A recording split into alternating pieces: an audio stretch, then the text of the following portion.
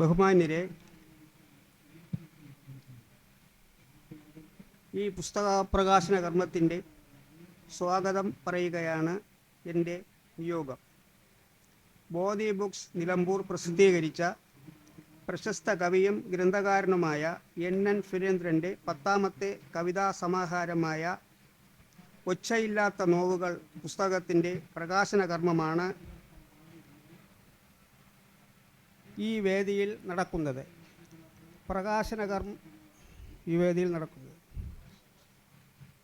പ്രശസ്ത കവിയും വാഗ്മിയുമായ വിനോദ് വൈശാഖിയാണ് പുസ്തകം ഏറ്റുവാങ്ങുന്നത്, പ്രകാശനം നിർവഹിക്കുന്നത്. അദ്ദേഹത്തെ സ്വാഗതം ചെയ്തുകൊള്ളുന്നു.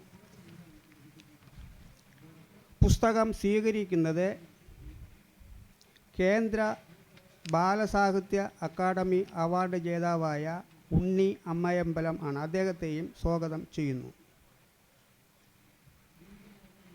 ആശംസകൾ നിർവഹിക്കുന്നത് ശ്രീ നാരായണ ഓപ്പൺ യൂണിവേഴ്സിറ്റി അധ്യാപകനും എഴുത്തുകാരനുമായ ഡോക്ടർ N നൗഫൽ ആണ്. അദ്ദേഹത്തെയും സ്വാഗതം ചെയ്യുന്നു. പ്രശസ്ത വിദ്യാഭ്യാസ വിശകലനം എഴുത്തുകാരനുമായ TP കലാധരൻ, അദ്ദേഹത്തെയും സ്വാഗതം ചെയ്യുന്നു. പ്രശസ്ത എഴുത്തുകാരനും പേരയ്ക്ക പബ്ലിക്കേഷൻസിൻ്റെ പ്രസാധകനുമായ ഹംസ ആലുങ്ങൽ, അദ്ദേഹത്തെയും സ്വാഗതം ചെയ്യുന്നു. പ്രശസ്ത എഴുത്തുകാരിയും മാക്ബത്ത് പുസ്തകത്തിൻ്റെ പ്രസാധകയുമായ MA ഷഹനാസ് എന്നിവരെയും സ്വാഗതം ചെയ്യുന്നു.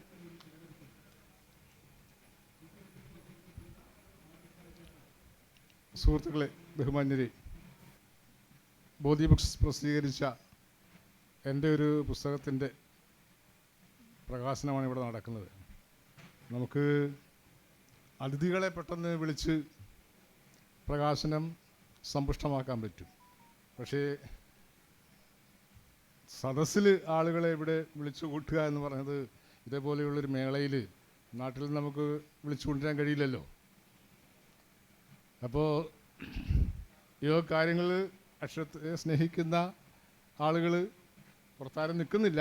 അവരെയൊക്കെ ഇങ്ങോട്ട് ക്ഷണിക്കുന്നു. ഈ പരിപാടിയിൽ പങ്കെടുക്കാം.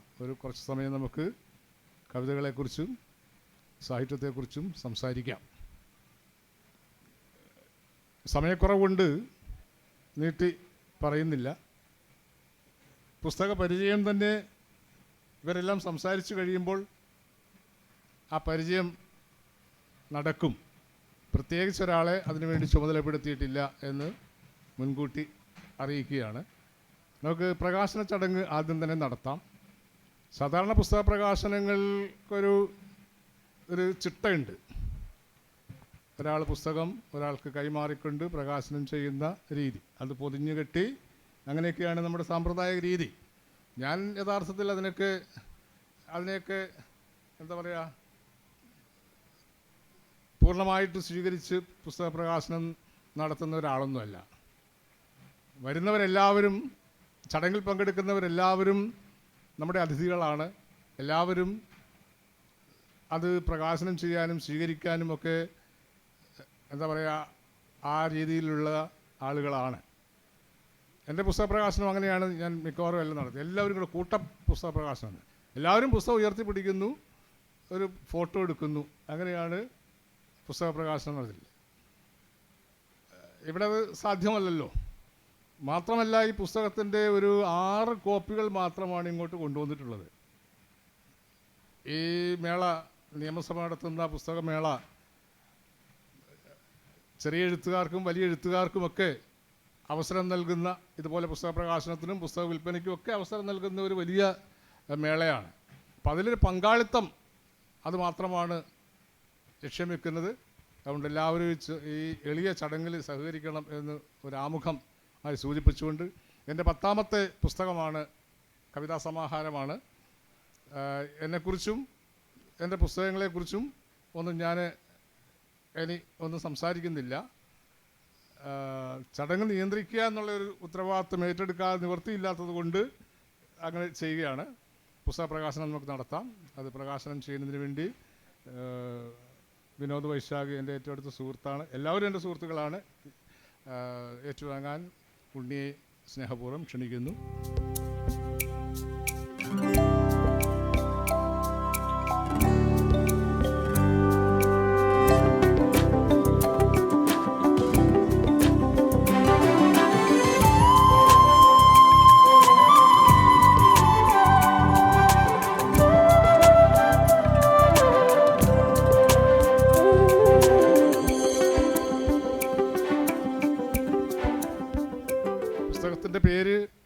ഇല്ലാത്ത നോവുകൾ എന്നാണ്. കയ്യടിയും വലിയ ഒച്ചയൊന്നും ഉണ്ടായിരുന്നില്ല, അത് കുഴപ്പമില്ല, അതുകൊണ്ട് പ്രശ്നങ്ങളൊന്നുമില്ല. ഏതായാലും 2 വാക്ക് സംസാരിക്കാൻ നമ്മുടെ പ്രകാശകനെ വിനോദിനെ ക്ഷണിക്കുന്നു.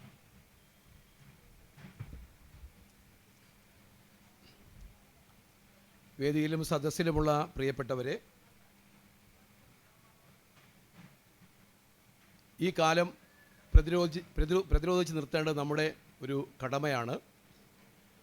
നമ്മുടെ ബഹുമാനപ്പെട്ട സ്പീക്കർ എൻ ഷംസീറിൻ്റെ യാത്രകൾ ചിലപ്പോൾ തലശ്ശേരിയിൽ അവസാനിക്കുമ്പോൾ അദ്ദേഹം ഒരു പാട്ടുകുടുംബത്തിൽ എത്തിച്ചേരാറുണ്ട്.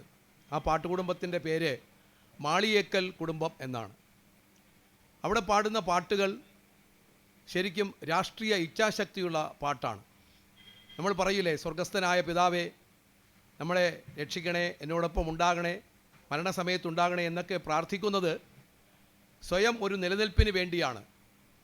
മരണാനന്തരം തൻ്റെ ജീവിതം കഴിഞ്ഞ കാലങ്ങളിൽ ചെയ്തതിൻ്റെ തുടർച്ചയാകണമെന്ന് ആഗ്രഹിക്കുന്നത് കൊണ്ടാണ്. പക്ഷേ മാളിയേക്കൽ കുടുംബം പാടുന്നത് ഇങ്ങനെയാണ്: ഇബിലീസിൻ്റെ പണിശാലകളിൽ പണിത്തിരക്കാണ്, മാനവ സ്നേഹം ഇല്ലാതാക്കാൻ പണിയെടുക്കുന്നു, ശൈത്താൻ പണിയെടുക്കുന്നു. ഒരു കുടുംബം ഭക്ഷണം കഴിച്ച് ഇങ്ങനെയാണ് പാടുന്നത്. ഒരാൾ 2 വരി പാടി നിർത്തുമ്പോൾ അടുത്ത ആൾ പാടി തുടങ്ങും. ഇതാണ് പാട്ടിൻ്റെ രാഷ്ട്രീയമെന്ന് പറയുന്നത്. ഈ രാഷ്ട്രീയത്തെ പലപ്പോഴും അടയാളപ്പെടുത്താതെ പോകുന്നത് കൊണ്ടാണ് നമ്മുടെ പുസ്തകങ്ങൾ ശ്രദ്ധിക്കപ്പെടാതെ പോകുന്നത്. നിങ്ങൾ എന്തിനാണ് ഇപ്പോഴും ചില ശബ്ദങ്ങളെക്കുറിച്ച് മാത്രം എഴുതുന്നത്? എല്ലാവരും കേട്ട് മടുത്ത ശബ്ദങ്ങളെക്കുറിച്ച് എഴുതുന്നത് എന്തിനാണ്? നിങ്ങൾക്ക് പുതിയ വിഷയങ്ങളുണ്ടല്ലോ. ഇപ്പോൾ തന്നെ മഡറോയെ പിടിച്ചുകൊണ്ടുപോയത് നിങ്ങൾ കണ്ടില്ലേ? ഭാര്യയും കൂടെ കൊണ്ടുപോയി. അതൊരു കിഡ്നാപ്പിംഗ് ആണ് എന്ന് തിരിച്ചറിഞ്ഞ നിങ്ങൾക്ക് എന്തുകൊണ്ടാണ് ആ പ്രശ്നത്തെ അഭിസംബോധന ചെയ്യാൻ കഴിയാതെ പോകുന്നത് എന്ന് ചോദിക്കുന്ന ഒരു സമൂഹത്തിൻ്റെ മുന്നിൽ നിന്നുകൊണ്ടാണ് എഴുത്തുകാരൻ പ്രതിരോധം തീർക്കേണ്ടത്. നമുക്കറിയാം, NN സുരേന്ദ്രൻ മാഷ് നമ്മളോട് സംസാരിക്കുമ്പോൾ, അദ്ദേഹത്തിൻ്റെ പുസ്തകങ്ങൾ നമ്മളോട് മിണ്ടുമ്പോൾ ഒക്കെ കാണുന്ന പ്രധാനപ്പെട്ട ഒരു കാഴ്ചയെന്ന് പറയുന്നത് ആ കവിതയിലെ പ്രതിരോധമാണ്. അത് ഏത് പുസ്തകം ഇറക്കിയാലും അതിൻ്റെ ഉള്ള അഴക് എന്ന് പറയുന്നത് അങ്ങേയറ്റം സർഗാത്മക രാഷ്ട്രീയമായിരിക്കണം എന്നാണ് നമ്മളൊക്കെ വിചാരിക്കുന്നത്. അതുകൊണ്ട് തന്നെ സുരേന്ദ്രൻ മാഷിൻ്റെ 10ാമത്തെ ഈ പുസ്തകം മറയ്ക്കുമ്പോൾ ആദ്യം കാണുന്ന കവിതയുടെ പേര് രാജ്യദ്രോഹി എന്നാണ്. ഈ രാജ്യദ്രോഹിയെ അവതരിപ്പിക്കുന്നത് തൊട്ടാവാടിയിലൂടെയാണ്. വർഷങ്ങൾക്ക് മുമ്പ് മണിയൂരുള്ള ഒരു കവി തൊട്ടാവാടി എന്നൊരു കവിത എഴുതി. ഇവിടെ ഇരിക്കുന്നത് സ്ത്രീകളാണ് കൂടുതലും. അതുകൊണ്ട് തന്നെ തൊട്ടാവാടിയെക്കുറിച്ച് അവർക്ക് മറ്റൊരു അഭിപ്രായമായിരിക്കാം ഉണ്ടാവുക.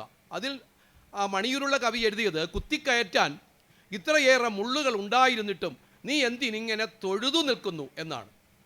ഇങ്ങനെ എഴുതിയത് കൊണ്ടാണ് തൊട്ടാവാടിക്ക് ജീവനുണ്ടായത്. കുത്തിക്കയറ്റാൻ ഇത്രയേറെ മുള്ളുകൾ ഉണ്ടായിരുന്നിട്ടും നീ എന്തിനിങ്ങനെ തൊഴുതു നിൽക്കുന്നു എന്ന ഒറ്റ ചോദ്യത്തിൽ നിന്നുകൊണ്ട് ഒരു പെൺകുട്ടിക്ക് ശക്തമായ ചിറകുണ്ടാവുകയാണ് ചെയ്യുന്നത്. ഒരുപക്ഷെ ആ കവിത വന്നുപോയിട്ട് 10 കൊല്ലം കഴിഞ്ഞു. അടുത്ത് വരുന്നത് രാജ്യദ്രോഹിയാണ്. ഇത് 2025-ൽ ആ വിഷയം വെച്ചുകൊണ്ടൊരു കവിക്ക് എഴുതാൻ കഴിയണം. അത് മറ്റൊന്നാകണം. ഇവിടെ എഴുതിയിരിക്കുന്നത് തൊട്ടാവാടിക്ക് മുള്ള് ഒരു ആയുധമാണ്. മുള്ള് കൈവശം വച്ചതിന് തൊട്ടാവാടിക്കെതിരെ രാജ്യദ്രോഹത്തിന് കേസെടുക്കുമോ എന്നൊരു ചോദ്യം ഇപ്പോഴത്തേതല്ലേ. ആ ചോദ്യമാണ് സുരേന്ദ്രൻ മാഷ് ഉന്നയിക്കുന്നത്. ഞാൻ ചുരുക്കുകയാണ്, സമയമില്ല. 2 മിനിറ്റ് കൂടെ എടുത്ത് എൻ്റെ വാക്കുകൾ അവസാനിപ്പിക്കാം. മറ്റൊരു കവിത ഭയം ഒരു രാജ്യമാകുന്നു എന്നാണ്. ഇത് നമ്മൾ കേട്ടിട്ടുണ്ട്, ഇത് കണ്ടിട്ടുണ്ട്, ഇത് വായിച്ചിട്ടുണ്ട്. കാരണം കേരളത്തിലെ ഒരു 21 വയസ്സ് പ്രായമുള്ള ചെറുപ്പക്കാരെടുത്താൽ, കവികളെ എടുത്താൽ അതിൽ ഏറ്റവും ശക്തൻ എന്ന് പറയുന്നത് ദ്രുപദ് ഗൗതം എന്നൊരു കവിയാണ്. ഒരുപക്ഷെ ഞാൻ പറയുന്നത് എൻ്റെ മാത്രം അഭിപ്രായമായിരിക്കാം. 2017-ലും 2021-ലുമൊക്കെ കേരളത്തിലെ സ്കൂൾ കലോത്സവത്തിൽ കവിതയ്ക്ക് 1ാം സ്ഥാനം നേടിയ കവിയാണ് ദ്രുപദ് ഗൗതം. അദ്ദേഹത്തിന് ഒരുപാട് കവിതയുണ്ട്.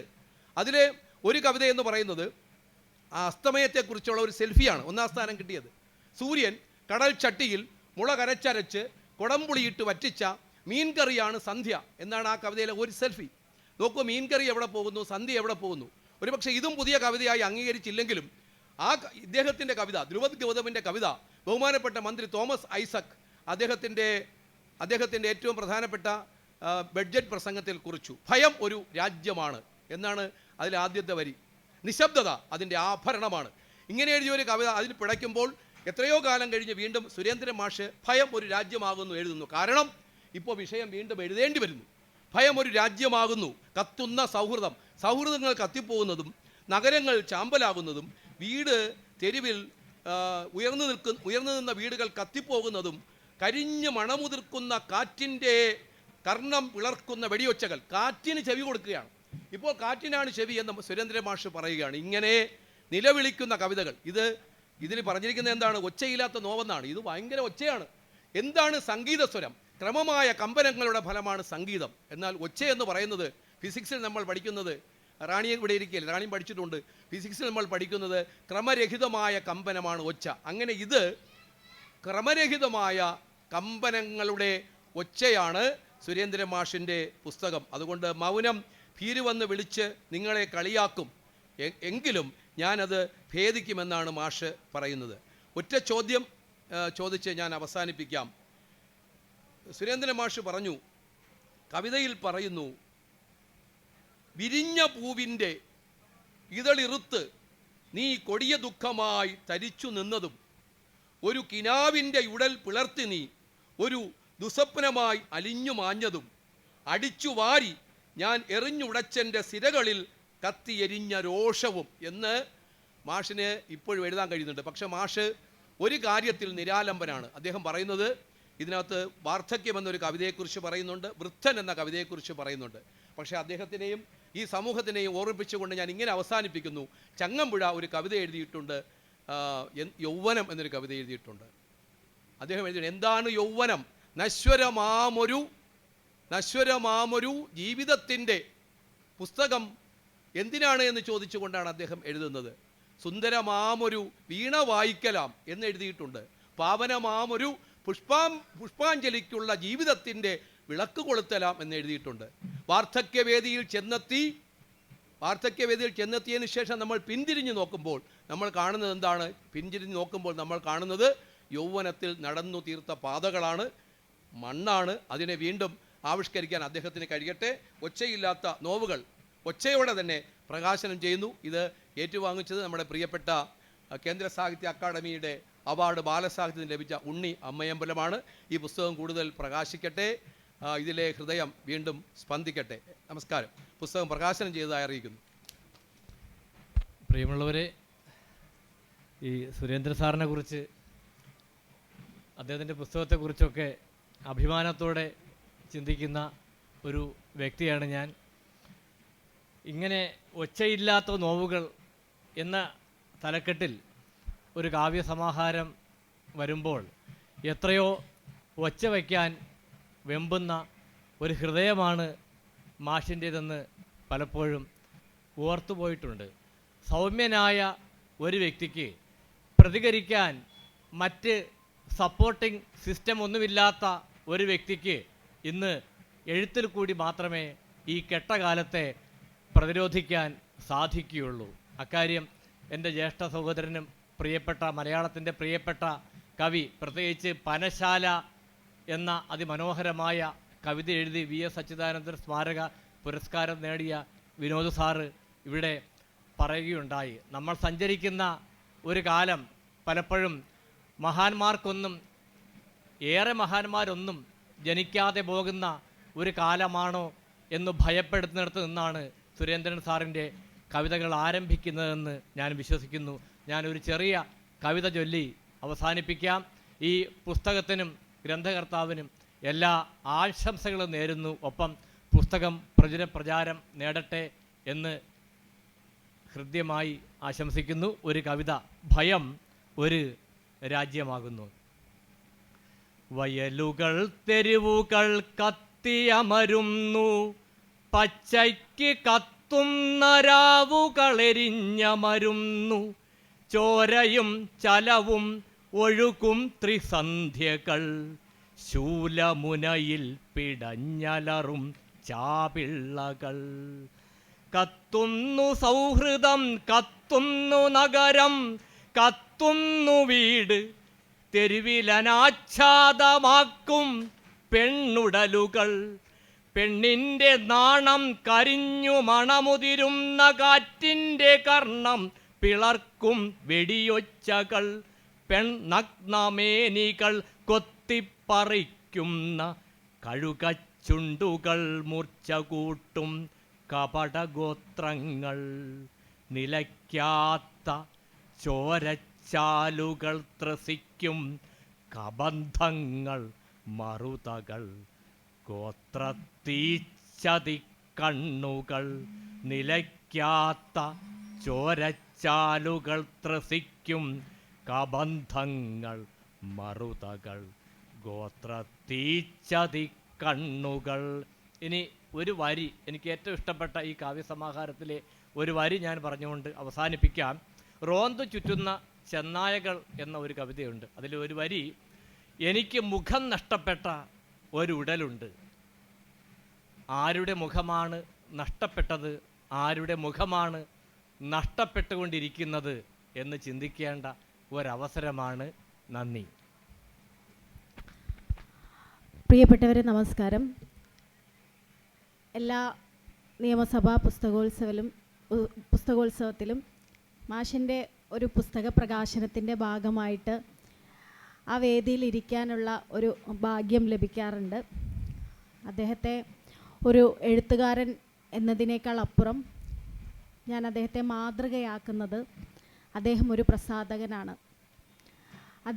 അദ്ദേഹത്തിൻ്റെ നാടുകളിലടക്കം നടത്തുന്ന ഒരുപാട് സാംസ്കാരിക പ്രവർത്തനങ്ങളെയാണ് നോക്കിക്കാണുന്നത്. ഇപ്പോഴും ഈ ഒരു പുസ്തകം അദ്ദേഹത്തിൻ്റെ പുസ്തകമാണ് പ്രകാശനം ചെയ്യുന്നത്. അദ്ദേഹം തന്നെയാണ് നമ്മളെ വിളിക്കുന്നതും സംസാരിക്കാൻ ക്ഷണിക്കുന്നതും ഒക്കെ.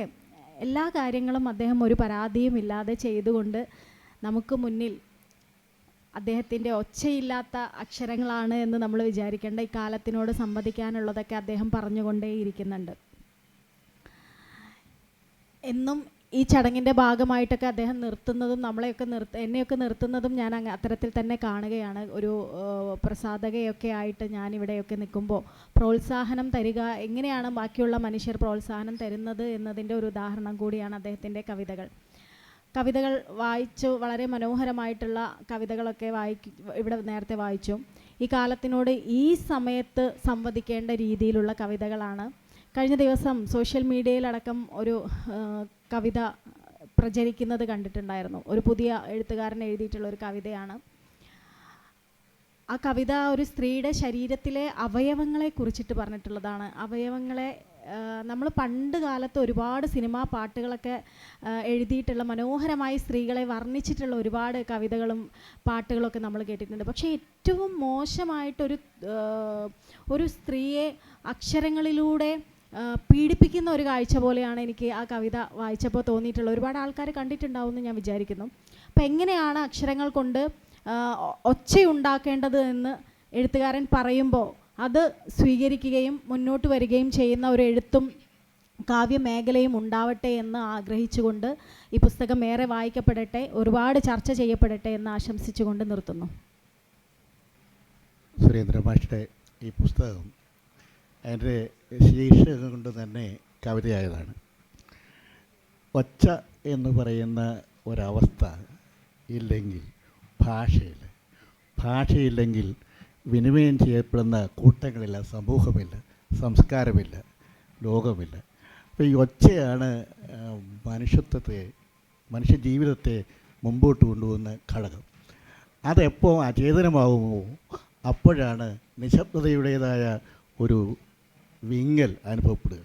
ആ വിങ്ങലിൻ്റെ നോവിനെ പറ്റിയിട്ടാണ് മാഷ് പറയുന്നത്. അതെങ്ങനെയൊക്കെയാണ് ഈ നമ്മൾ വാക്ക് നമ്മുടെ ആമാശയത്തിലേക്ക് പിൻവലിച്ചിട്ട് ഇരിക്കുന്നത്, മൗനികളാകുന്നത്? ആ സമയത്ത് എങ്ങനെയാണ് ഉള്ളിൽ നിന്നും നോവിൻ്റെ ജ്വാലകൾ നമ്മുടെ മസ്തിഷ്കത്തിൽ വന്ന് നമ്മളെ അസ്വസ്ഥപ്പെടുത്തുന്നത്, കുത്തി നോവിക്കുന്നത് തുടങ്ങിയ ഒത്തിരി പ്രശ്നങ്ങളാണ് ഈ കവിത പുസ്തകം ഉന്നയിക്കുന്നത്. ഈ പുസ്തകം മാഷ് സമർപ്പിച്ചിരിക്കുന്നത് ജീവിത പങ്കാളിയായ ഓമനയ്ക്കാണ്. അപ്പോൾ മാഷ് കല്യാണം കഴിച്ചുകൊണ്ട്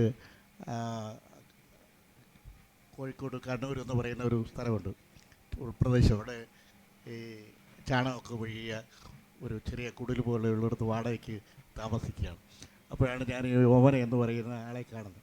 വളരെ നിശബ്ദമായിട്ട് മാഷോടൊപ്പം ജീവിച്ച ആളെപ്പറ്റി എന്താണ് ഈ പറഞ്ഞിട്ടുള്ളതെന്നാണ് ഞാൻ ഇതിൻ്റെ അകത്ത് നോക്കിയത്. മറ്റ് ഇതിൻ്റെ സാമൂഹികതലും മറ്റുമൊക്കെ പ്രസക്തമാണ്. പക്ഷേ സമർപ്പിക്കപ്പെട്ട ആ ജീവിതത്തിൻ്റെ സമർപ്പിച്ച പുസ്തകം എങ്ങനെയാണെന്ന് ഞാൻ നോക്കി. അപ്പോൾ ഇതിൻ്റെ അകത്തൊരു വരിയുണ്ട്, അതാണ് കാര്യം. ഹൃദയത്തിൽ തറച്ച് പ്രണയമുള്ള ഊരിയെടുക്കാൻ എൻ്റെ മരണശേഷവും നിനക്കൊട്ടുമേ കഴിയുന്നില്ലല്ലോ എന്ന് പറയുമ്പോൾ ഒരു പ്രണയത്തെപ്പറ്റി മാത്രമല്ല വല്ലാത്തൊരു അവസ്ഥയുണ്ട്. ഈ ജീവിത പങ്കാളി ഓമനയ്ക്ക് നമ്മളെല്ലാവരും ആരാണോ ഏറ്റവും കൂടുതൽ പ്രണയിച്ചിട്ടുള്ള അവർക്ക് പറയാൻ പറ്റുന്ന ഒരു വാക്കാണ്. അതായത് നിൻ്റെ പ്രണയമുള്ള മരിച്ചു കഴിഞ്ഞാൽ ഹൃദയത്തിൽ നിന്ന് ഊരിയെടുക്കാൻ കഴിയുന്നില്ലല്ലോ എന്ന് പറയുന്ന ഒരു സംഭവം വളരെ ശക്തമായ ഒന്നാണ്. അതിനുശേഷം മാഷ് ഇതിൻ്റെ തുടർന്നുള്ള വ്യത്യസ്തമായ പ്രമേയങ്ങളാണ്. അതിൻ്റെ അകത്ത് വീണ്ടും ഒരിടത്ത് പറയുന്നു, എന്നിൽ നീ തുളുമ്പാതിരിക്കലാണ് എനിക്കിഷ്ടം. തുളുമ്പാതിരിക്കലാണ് എനിക്കിഷ്ടം എന്ന് പറയുന്ന ഒരു ജീവിതമുണ്ടല്ലോ, അത് വളരെ പ്രധാനപ്പെട്ട. ഇങ്ങനെ ഈ കവിത മാഷ്ടെ ജീവിതത്തിൻ്റെ വ്യക്തിയാനുഭവമായി നിൽക്കുമ്പോൾ തന്നെ ഈ കവിത സാമൂഹ്യാനുഭവമായി മാറുന്നുണ്ട്. തൊട്ട അയൽപക്കത്തുള്ള ഒരാൾ വന്ന് ചോദിക്കുന്നു, മാഷെ സുഖമാണോ എന്ന്. മാഷെ സുഖമാണോ എന്ന് ചോദിച്ച ആ വ്യക്തിക്ക് മറവി രോഗം സംഭവിച്ചിരിക്കുകയാണ്. അതുകൊണ്ടാണ് അദ്ദേഹം വന്ന് കുശലാന്വേഷണം നടത്തുന്നത്. അദ്ദേഹത്തിന് ഓർമ്മയുണ്ടായിരുന്നപ്പോൾ അദ്ദേഹം ശത്രുവായിരുന്നു. അപ്പോൾ അത് മുഴുവൻ പരസ്പരം അയൽപക്കത്തിരുന്നുകൊണ്ട് ഒരു മനുഷ്യൻ എങ്ങനെയൊക്കെ പെരുമാറിക്കൂടാ, അങ്ങനെയൊക്കെ ദ്രോഹിച്ച ഒരു വ്യക്തി മറവി രോഗം വന്നു കഴിഞ്ഞപ്പോൾ കുശലാന്വേഷണത്തിന് വരുമ്പോൾ അതെല്ലാം മറന്നുപോയില്ലേ? ഈ ലോകത്തെ എങ്ങനെയാണ് മറവി രോഗം ഒരു അനുഗ്രഹമായി മാറുന്നത് എന്നുള്ള രീതിയിലുള്ള വ്യത്യസ്തമായ നിരീക്ഷണങ്ങളാണ്. ഇങ്ങനെ ധാരാളം നിരീക്ഷണങ്ങൾ മുമ്പോട്ട് വെക്കുന്ന ഒരു പുസ്തകമാണ് ഇത്. ഒച്ചയില്ലാത്ത നോവൽ. എല്ലാവിധ ആശംസകളും ഈ പുസ്തകത്തിനും എഴുത്തുകാരനും പറഞ്ഞുകൊണ്ട് നിർത്തും. പ്രിയപ്പെട്ടവരെ, ആശംസാ പ്രസംഗം എന്ന് പറയുമ്പോൾ അധിക പ്രസംഗം എന്നറിഞ്ഞുകൊണ്ട് തന്നെയാണ് നിൽക്കുന്നത്. എൻ്റെ നാട്ടുകാരൻ കൂടിയായിട്ടുള്ള NN സുരേന്ദ്രൻ മാഷുടെ പുസ്തക പ്രകാശനത്തിൽ ഇവിടെ ഈ സാന്നിധ്യം അറിയിക്കുക എന്നത് മാത്രമാണ് ഉദ്ദേശിച്ചത്. അദ്ദേഹം ജനിച്ചത് പത്തനംതിട്ടയിലാണെങ്കിലും അദ്ദേഹത്തിൻ്റെ കർമ്മമണ്ഡലം മലപ്പുറമായി മാറി. ആ മലപ്പുറത്ത് അദ്ദേഹം താമസിക്കുന്ന വീടിൻ്റെ ഏകദേശം 10 കിലോമീറ്റർ ചുറ്റളവിലാണ് ഞാനും. അദ്ദേഹം പുസ്തകം എഴുതുന്നതും പുസ്തകം പ്രസിദ്ധീകരിക്കുന്നതും വിൽക്കുന്നതൊക്കെ കണ്ടുകൊണ്ട് വളർന്നു വന്ന ഒരാളാണ് ഞാൻ. അദ്ദേഹത്തിൻ്റെ അതേ മേഖലയിലേക്ക് ഞാനും തിരിച്ചു വന്നു. അപ്പോൾ തീർച്ചയായിട്ടും എനിക്ക് വഴികാട്ടിയായിട്ടുള്ളൊരു വഴികാട്ടിയാണ് തീർച്ചയായിട്ടും സുരേന്ദ്രൻ മാഷ്. അദ്ദേഹത്തിൻ്റെ ഈ ഒച്ചയില്ലാത്ത നോവുകൾ എന്ന പുസ്തകം ഇപ്പോൾ ഈ വേദിയിൽ വെച്ചാണ് കണ്ടത്. അതുകൊണ്ട് കവിതകളെക്കുറിച്ചൊന്നും പറയുന്നില്ല. അദ്ദേഹത്തിൻ്റെ മുൻ കവിതകളൊക്കെ വളരെ മനോഹരമാണ്, നിങ്ങൾക്കൊക്കെ അറിയാം. അപ്പോൾ അതുപോലെ തന്നെ ഇതും അങ്ങനെ തന്നെ ആയിരിക്കുമെന്ന കാര്യത്തിൽ യാതൊരു സംശയവുമില്ല. ഈ പുസ്തകം ഏറെ വായിക്കപ്പെടട്ടെ എന്ന് ആശംസിക്കുന്നു. മലപ്പുറത്ത് നിന്ന് നിങ്ങൾ ഇന്ന് എന്ന് പറയുന്ന ഒരു കുഞ്ഞു മാസിക ഇറങ്ങുന്നുണ്ട്. മലയാളത്തിൽ ഏറ്റവും അധികം വായിക്കപ്പെടുന്ന ആയുസുറ്റ കുഞ്ഞു മാസിക എന്നാണ് അതിൻ്റെ പേര്. അതിന് കൊടുത്ത ക്യാപ്ഷൻ അത് തിരുവനന്തപുരത്തുകാരനായിട്ടുള്ള മണമ്പൂർ രാജൻ ബാബു മലപ്പുറത്ത് നിന്നാണ് പുറത്തിറക്കുന്നത്. അതുപോലെ തന്നെ പത്തനംതിട്ടക്കാരനായിട്ടുള്ള NN സുരേന്ദ്രൻ മാഷ് ഒരു പ്രസാധക സംരംഭം തുടങ്ങാൻ വേണ്ടി അങ്ങ് മലപ്പുറത്തിൻ്റെ നിലമ്പൂരിൽ വന്നു. അവിടെ നിന്നാണ് ബോധി ബുക്സ് പ്രസിദ്ധീകരിക്കുന്നത്. എന്തായാലും അദ്ദേഹത്തിൻ്റെ ഈ അക്ഷരയാത്രയ്ക്ക് എല്ലാവിധ ആശംസകളും നേരുന്നു. നന്ദി, നമസ്കാരം.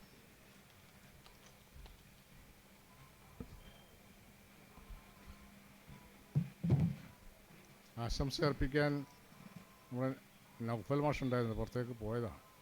ഇപ്പം വരുമെന്ന് പ്രതീക്ഷിക്കുക. ഏതായാലും ഒരു നന്ദി അല്ലെങ്കിൽ ഒരു മറുപടി എന്ന നിലയിൽ 2-3 വാക്യങ്ങൾ പറഞ്ഞ് ഞാൻ അവസാനിപ്പിക്കാം. ഈ കവിതയെ സംബന്ധിച്ച്, എൻ്റെ കവിതകളെ സംബന്ധിച്ച് ഞാൻ വലിയ അവകാശവാദമൊന്നും ഉന്നയിക്കുന്നില്ല. പക്ഷേ എൻ്റെ കവിതകളുടെ പേരുകളെ സംബന്ധിച്ച് എനിക്ക് വലിയ അഭിമാനമുണ്ട്. അത് എന്നെ സംബന്ധിച്ച് എനിക്കറിയില്ല എന്താണോ, എൻ്റെ കവിതകളെക്കാൾ വരികളെക്കാളിലും മികച്ച ഒരു ആസ്വാദ്യത അല്ലെങ്കിൽ ഒരു സർഗാത്മകത ഒക്കെ എൻ്റെ കവിതകളുടെ ടൈറ്റിലുകളിലുണ്ട്. അത് 10 പുസ്തകം ഞാൻ പറഞ്ഞല്ലോ. ആദ്യ പുസ്തകം ദുരിതമഴ പെയ്യുന്നു എന്നായിരുന്നു. മോശമല്ലാത്ത പേരെന്നാണ് എല്ലാവരും പറഞ്ഞത്, സുഹൃത്തുക്കളൊക്കെ പറഞ്ഞു. രണ്ടാമത്തെ പുസ്തകം വെന്തെരിയുന്ന വാക്കുകൾ എന്നായിരുന്നു രണ്ടാമത്തെ പുസ്തകത്തിൻ്റെ പേര്. മൂന്നാമത്തെ പുസ്തകത്തിൻ്റെ പേര് കത്തുന്ന കവിത, കവിത കത്തുന്നിടം എന്നാണ് പേര് കൊടുത്തത്. നാലാമത്തത് പെട്ടെന്ന് ഓർമ്മ കിട്ടുന്നില്ല. ഏതായാലും ഒന്ന് താളം തെറ്റിയ ജലവഴികൾ, അടുക്കളയിലെ കരിമ്പൂച്ച, മഴവില്ലിൽ ഊഞ്ഞാല് കെട്ടിയാടാൻ കുറിച്ച പെൺകുട്ടി, കെട്ടുപോയ സന്ധ്യയുടെ ആത്മഹത്യാക്കുറിപ്പ്, ഇങ്ങനെയാണ് എൻ്റെ ഓരോ കവിതയുടെയും. ഇത് ഒച്ചയില്ലാത്ത നോവുകൾ. ഇതിലാണ് ഈ പറഞ്ഞ ഉണ്ണിമാഷിവിടെ കുറച്ച് ആലപിച്ച ആ കവിത, ഭയം ഒരു രാജ്യമാകുന്നിടം. ഈ പുസ്തകത്തിലാണ് അതുള്ളത്, ആ കവിത. അത് പ്രസിദ്ധീകരിക്കാൻ ഞാൻ ഒരുങ്ങുമ്പോൾ എനിക്ക് തോന്നി, ഞാനൊരു പ്രസാധകനാണ്, ഒരു 10-15 വർഷമൊക്കെ ആയി ഈ രംഗത്തുണ്ട്. മുഖ്യമായിട്ട് എൻ്റെ പുസ്തകങ്ങളാണ് ചെയ്യുന്നത്. 42ഓളം പുസ്തകങ്ങൾ എൻ്റെ പേരിൽ തന്നെ ഞാൻ പല ബാലസാഹിത്യവും കവിതകളും വിദ്യാഭ്യാസ പുസ്തകങ്ങളും ഒക്കെ ആയിട്ട് ഇറക്കി. അപ്പോൾ എനിക്ക് തോന്നി ഞാനൊരു പ്രസാധകനാണ്, എൻ്റെ കവിതകളെല്ലാം കൂടി ഒന്ന് ക്രോഡീകരിക്കാമെന്ന് തീരുമാനിച്ചു. അപ്പോൾ അതിനൊരു പേര് വേണമല്ലോ, നല്ല ആകർഷകമായൊരു പേര്. ആ പേര് ഞാൻ ഈ കവിതയുടെ പേര് ഇടാൻ ഇത് പ്രിൻ്റ് ചെയ്യുന്നതിന് മുമ്പായിട്ട് തീരുമാനിച്ചു. ഭയം ഒരു രാജ്യമാകുന്നിടം എന്ന പേരിൽ എൻ്റെ കവിതാ സമാഹാരങ്ങൾ, ബാലസാഹിത്യത്തിൽ എഴുതിയിട്ടുള്ള ഒരു 70ഓളം കവിതകൾ, എൻ്റെ കവിതകളെ സംബന്ധിച്ച് വന്നിട്ടുള്ള പഠനങ്ങൾ, ഒരു 25ഓളം പഠനങ്ങൾ, ഒരു അഭിമുഖം എല്ലാം കൂടെ ചേർത്തിട്ട് ആ പുസ്തകം ഞാൻ ഇറക്കി. അതിൻ്റെ പ്രകാശനം കഴിഞ്ഞ സെപ്റ്റംബറിൽ നടത്തുകയും ചെയ്തു. ഇത് പ്രകാശനം നടത്താതെ മാറ്റിവെച്ച പുസ്തകമാണിത്. അപ്പോൾ ഇവിടെ 10-ാം തീയതി ആ പുസ്തകത്തെക്കുറിച്ചുള്ള ഒരു ചർച്ച നടക്കുന്നുണ്ട്. കവിത കത്തുന്നിടം എന്ന പുസ്തകം. ഒന്ന് മാത്രമാണ് ഞാൻ അവകാശപ്പെട്ടത്.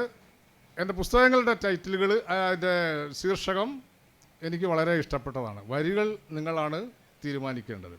ആ കവിതയുടെ അവസാന ഭാഗം ഒരു 2 വരി കൂടി ഞാൻ ഒന്ന് ആലപിക്കാം. ഇത് QR കോഡ് സ്കാൻ ചെയ്ത് കവിതകളൊക്കെ കേൾക്കാൻ കൂടി സൗകര്യപ്പെടുത്തിയ പുസ്തകമാണ്. എൻ്റെ 6ാമത്തെ കവിതാ സമാഹാരമായ അടുക്കളയിലെ കരിമ്പൂച്ച 2020 ഇറങ്ങിയ, അന്ന് മുതൽ ഇറങ്ങിയ എല്ലാ പുസ്തകങ്ങളിലും ഈ ഒരു സൗകര്യം ഉണ്ട്.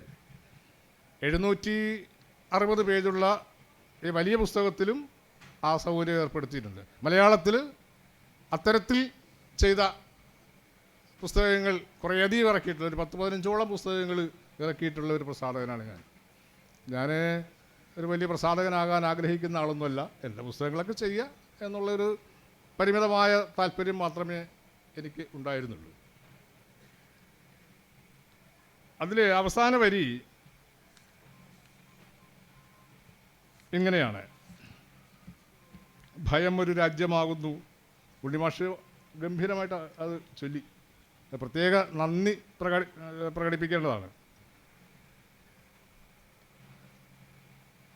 അർത്ഥമില്ലായ്മയുടെ അനന്തപ്രവാഹത്തിൽ ഒരു നെടുവീർപ്പ് പോലും ഉതിർക്കാൻ കഴിയാതെ വാഴുന്ന രാഷ്ട്ര നേതാക്കൾ എന്ന് പറഞ്ഞിട്ട്, ഭയത്തിൻ്റെ ചില്ലകൾ പൊട്ടിത്തളിർക്കുന്നു, ഭയത്തിൻ്റെ ചില്ലകൾ പൊട്ടിത്തളിർക്കുന്നു, ഭയമൊരു രാജ്യമായി പടർന്നു പന്തലിക്കുന്നു, ഭയമൊരു രാജ്യമായി പടർന്ന് പന്തലിക്കുന്നു. ഇങ്ങനെ ഞാൻ എനിക്കാവുന്ന പോലെ ഇതിൽ ആലപിച്ചിട്ടുണ്ട്. അതാണ് ഈ പുസ്തകത്തിൻ്റെ ഒരു പ്രത്യേകത. ഇത് സശ്രദ്ധം കേട്ടവരും ഈ പരിപാടിയിൽ പങ്കെടുത്ത വലിയൊരു നിരയാണ് എൻ്റെ സുഹൃത്തുക്കൾ. ഒരുപാട് സുഹൃത്തുക്കൾ ഇപ്പോൾ ഇവിടെ തന്നെ ഒക്കെ ചുറ്റുവട്ടത്തൊക്കെ ഉണ്ട്. പക്ഷെ എല്ലാവരും അങ്ങനെയാണല്ലോ, നമുക്ക് വേദിയിലിരിക്കാം, പക്ഷെ സദസ്സിലിരിക്കാൻ നമ്മുടെ ചിലപ്പോൾ ചില ബോധം, അഭിമാനബോധം ചിലപ്പോൾ ഒരു തടസ്സമാകുന്നു. അത് മാറ്റിയെടുക്കേണ്ടതുണ്ട്. ഞാൻ എന്നെ വിളിച്ചില്ലെങ്കിലും ഒരു പുസ്തക പ്രകാശനം ഉണ്ടെങ്കിൽ എന്താ പറയുക, അവിടെ വന്ന് ഇരിക്കും. അങ്ങനൊരു പ്രകൃതക്കാരനാണ്. നിർഭാഗ്യവശാൽ ബോധിയുടെ ഒരു സാഹിത്യ പതിപ്പ്, ഒരു മാഗസിൻ ഉണ്ടായിരുന്നു. അത് ഇവിടെ എത്തിയിട്ടില്ല. 2 ദിവസത്തിന് എത്തും. എൻ്റെ സുഹൃത്തുക്കൾ, ഇവിടെ ഇരിക്കുന്ന സുഹൃത്തുക്കൾ ഇവിടെ തുടർന്നുള്ള ദിവസങ്ങളിലുണ്ടെങ്കിൽ ബോധി 108ാമത്തെ സ്റ്റാളിൽ ആ സോവനീർ ഉണ്ടാകും. ഇതേപോലെ ഇവരൊക്കെ സൂചിപ്പിച്ച പോലെ പരമാവധി ആളുകളെ ചേർത്ത് പിടിക്കുക എന്നതാണ് എൻ്റെ ഒരു രീതി. സാഹിത്യോത്സവം, ഒരു ചെറിയ പ്രസാധകൻ 2 വർഷമായിട്ട് സാഹിത്യോത്സവം നടത്താറുണ്ട്. നാട്ടിൻപുറത്തുള്ളൊരു ചെറിയ സംരംഭമാണ്. അതിൽ ഒരു സാഹിത്യ പതിപ്പും ഒരു സോവനീറും ഇറക്കിയിട്ടുണ്ട്. അതിൻ്റെ ഒരു ബാനർ തയ്യാറാക്കിയപ്പോൾ പെട്ടെന്ന് എനിക്ക് തോന്നിയൊരു സംഗതി, അവിടെ വരുന്ന എല്ലാ എഴുത്തുകാർ, ആസ്വാദകർ ഒക്കെ കൂടി ഞാൻ ക്ഷണിച്ച ആളുകൾ ഒരു 88ഓളം ആളുകളുടെ ഫോട്ടോ വെച്ചിട്ടാണ് ബാനർ തയ്യാറാക്കിയത്. കാരണം ഒരു സെഷന് സ്വാഗതം ആശംസിക്കുന്ന നമ്മുടെ നാട്ടുപുറത്തുള്ള ഒരു ആള്, ഒരു സാഹിത്യപ്രേമി, അദ്ദേഹത്തെ അവഗണിച്ചുകൊണ്ട് നമുക്ക് ആ പരിപാടി നടത്താൻ കഴിയില്ലല്ലോ. അങ്ങനെയാണ് ഞാൻ നേരത്തെ പറഞ്ഞല്ലോ, വ്യത്യസ്തമായ രീതിയിലാണ് എൻ്റെ പുസ്തക പ്രകാശനം. ഒരു പുസ്തക പ്രകാശനത്തിൻ്റെ മാത്രം ഒരു അനുഭവം പറഞ്ഞുകൊണ്ട് 2 മിനിറ്റ് അവസാനിപ്പിക്കാം. താളം തെറ്റി ചില വഴികൾ എന്നുള്ള പുസ്തകം ഞാൻ പ്രകാശനം ചെയ്യുമ്പോൾ ആലോചിച്ചപ്പോൾ, നാട്ടിൻപുറത്ത് നിങ്ങൾക്കറിയാമല്ലോ, ഇതിനൊന്നും ആളെ കിട്ടില്ല എന്ന് എഴുത്തുകാർക്കും സാഹിത്യ പ്രവർത്തകർക്കും ഒക്കെ അറിയാവുന്ന കാര്യമാണ്. നമ്മുടെ KV രാമകൃഷ്ണൻ സാറിൻ്റെ ഒരു ലേഖനം കവനകൗമുദിയിൽ വായിച്ചൊരു ഓർമ്മയുണ്ടായിരുന്നു. പുസ്തക പ്രകാശനം എന്ന് പറയുന്നത് പുസ്തകം വിൽക്കാനുള്ള ഒരു ചടങ്ങാണ്. അദ്ദേഹം ആ ലേഖനത്തിൽ പറഞ്ഞത്, പ്രകാശന സമയത്ത് പ്രകാശകനും സ്വീകർത്താവും ആ പുസ്തകത്തിൻ്റെ മുഖവില മേശപ്പുറത്ത് വെക്കണം. നിങ്ങളാരെങ്കിലും വായിച്ചിട്ടുണ്ടോ എന്ന് എനിക്കറിയില്ല ആ ലേഖനം. വരുന്ന ആളുകളെല്ലാം ആ പുസ്തകം വാങ്ങണം. ആ പുസ്തകം വിൽക്കാനുള്ള ഒരു സംഗതിയാണ്. മലയാളത്തിലെ പ്രശസ്തനായ KV രാമകൃഷ്ണൻ സാറ് പറഞ്ഞ കാര്യം ഇത് വല്ലതും നാട്ടിൽ നടക്കുന്ന കാര്യമാണോ എന്ന് നമ്മൾ വായിക്കുമ്പോൾ നമ്മൾ ആലോചിച്ചു പോലെ, ഞാനും അങ്ങനെ ആലോചിച്ചു. പക്ഷേ എനിക്ക് തോന്നി ഇത് നടക്കുമോ എന്നൊന്ന് പരീക്ഷിക്കണമല്ലോ. നമ്മുടെ മലയാളത്തിൽ അതിന് അത്തരത്തിൽ ചിന്തിക്കാൻ പറ്റുന്ന ഏതെങ്കിലും ഒന്നാന്തര എഴുത്തുകാരനുണ്ടോ? ഞാൻ ഇറക്കിയ പുസ്തകം അത് മുഖവില തന്ന് എന്നോട് വാങ്ങണം എന്ന് പറയാൻ ധൈര്യമുണ്ടോ എന്ന് ഞാൻ ആലോചിച്ചു. ഞാനൊരു 100-300 ആളുകളെ, സുഹൃത്തുക്കളെയൊക്കെ വിളിച്ചവരോടൊക്കെ ഞാൻ ഒരു കാര്യം കൂടി പറഞ്ഞു. ആ പുസ്തകത്തിൻ്റെ വില താളം തെറ്റി ജലവഴികൾ എന്നാണ്. അതെ, നമ്മുടെ പ്രളയവുമായി ബന്ധപ്പെട്ട ഒരു 10-12ഓളം 13 കവിതകൾ അതിനകത്തുണ്ട്. ഇത് പ്രകാശനം ചെയ്യുമ്പോൾ 290 രൂപയാണ് എൻ്റെ മുഖവില. അതുകൂടി കീശയിൽ, ഞങ്ങളുടെ അവിടെ മലപ്പുറത്തൊക്കെ അങ്ങനെ പറയും, കീശയിൽ കരുതി വേണം വരാനെന്ന് പറഞ്ഞു. 2-3 പ്രാവശ്യമൊക്കെ വിളിച്ചിട്ടുമുണ്ട്. 100-300 ആളുകളെ വിളിച്ചു. ഒരു 250-250ഓളം ആളുകൾ വന്നു. അതെ, കുടുംബത്തോട് വന്ന ആളുകളുണ്ട്. അങ്ങനെയാണ് ആ എണ്ണം കൂടിയത്. യഥാർത്ഥം നമ്മൾ വിളിക്കുന്ന ഒരു സാഹിത്യപ്രേമി അല്ലെങ്കിൽ ഒരു എഴുത്തുകാരൻ അങ്ങനെയുള്ള ആളുകൾ ഒരു 150 ആളുകളൊക്കെ ഉള്ളൂ. ബാക്കി അവരുടെ കുടുംബത്തിലുള്ള ആൾക്കാർ. ചുരുക്കത്തിൽ 135 പുസ്തകത്തിൻ്റെ മുഖവില തന്ന് ആളുകൾ പുസ്തകം വാങ്ങി. അപ്പോൾ ഞാനവിടെ ഒരാളിനെ മാത്രം വിശിഷ്ട വ്യക്തിയായിട്ട് കണക്കാക്കി ചെയ്യാൻ പറ്റില്ലല്ലോ. ഒരാളിനെ ആ സമയത്ത് ചെയ്തത്, എല്ലാവരും പുസ്തകം ഉയർത്തിപ്പിടിച്ചുവിട്ട് ഒരു ഫോട്ടോ എടുത്തു. അങ്ങനെയാണ് പ്രകാശനം. പക്ഷെ ഞാൻ ഒരു കാര്യം പറഞ്ഞു, എന്താണ്, നിങ്ങൾക്ക് ഇന്ന് വരെ പുസ്തക പ്രകാശന സമയത്ത് കിട്ടിയിട്ടില്ലാത്ത ഒരു പുത്തൻ അനുഭവം നിങ്ങൾക്ക് ഈ പരിപാടിയിൽ പങ്കെടുത്താൽ കിട്ടും എന്ന് ഞാൻ ഉറപ്പിച്ച് പറഞ്ഞു. എന്നിട്ട് ഞാൻ ചെയ്തതെന്താണ് അറിയുമോ? ആ പുസ്തകത്തിൻ്റെ ഓർമ്മയ്ക്ക് വേണ്ടി ഒരു ഓർമ്മ മരം നട്ടു വളർത്താൻ ഞാൻ പഠിപ്പിച്ച സ്കൂളിൽ ഗ്രൗണ്ടിൽ നടണം എന്ന് തീരുമാനിച്ചു. അങ്ങനെ ഒരു ഓർമ്മ മരം നട്ടു. അപ്പോൾ ഈ ഫോട്ടോ എടുത്ത് കഴിഞ്ഞാൽ നേരെ പോയത് ഗ്രൗണ്ടിലേക്ക് പോയി. എല്ലാവരും കൂടി അവിടെ പോയിട്ട് മരം നട്ടു. തിരിച്ചു വന്നിട്ട് ഹാളിൽ വന്നിട്ട് ഒരു അക്ഷരത്തിൽ തെളിക്കാം 51 അക്ഷരങ്ങൾ. എണ്ണത്തെ സംബന്ധിച്ച അഭിപ്രായ വ്യത്യാസമുണ്ട്. എന്തായാലും അന്ന് ചെയ്ത് ഇങ്ങനെയാണ്. ചെരാലൊന്നുമല്ല ഉപയോഗിച്ച് തീ തെളിക്കാൻ. അതിന് തന്നെ നമ്മുടെ ഈ ചായ കുടിക്കുന്ന പേപ്പർ ഗ്ലാസ് ഉണ്ടല്ലോ, പേപ്പർ ഗ്ലാസ്സിൽ മണൽ നിറച്ച് അതിൽ മെഴുകുതിരി കുത്തിവെച്ച് അത് കത്തിച്ചിട്ട് ഒരു കുമ്പിൾ തയ്യാറാക്കി, ഒരു വർണ്ണക്കടലാസിൽ കുമ്പിൾ തയ്യാറാക്കി അത് മൂടുക. ഒന്ന് ആലോചിച്ച് നോക്കി, ആ എന്ന് വലുതായിട്ട് എഴുതിയിട്ട് ആ ഒരു സാധനം കത്തി വരുമ്പോൾ ഉള്ള അതിൻ്റെ ഒരു പ്രഭ ഒന്ന് മനസ്സിലൊന്ന് ആലോചിച്ച് നോക്കി. അത് അങ്ങനെ ചെയ്തു. അതോടൊപ്പം തന്നെ ഈ പറഞ്ഞ കുറേ പ്രളയകവിതകളുണ്ടല്ലോ, അതിൻ്റെയൊക്കെ ഒരു വിഷ്വലൈസേഷൻ ഏകപാത്ര നാടകാവിഷ്കാരമായിട്ട് നടത്തി. ഇങ്ങനെ വ്യത്യസ്തമായിട്ട് ഉള്ള കുറച്ച് പരിപാടികൾ സംഘടിപ്പിച്ചുകൊണ്ടാണ് ആ പുസ്തക പ്രകാശനം നടത്തിയത്. എനിക്കിത് ചെയ്ത ആളെന്നുള്ള നിലയിൽ നമ്മുടെ നിയമസഭയിലെ ഈ പുസ്തക പ്രകാശന സമയത്ത് ആരാണ് സ്വീകർത്താവ്, ആരാണ് പിന്നെ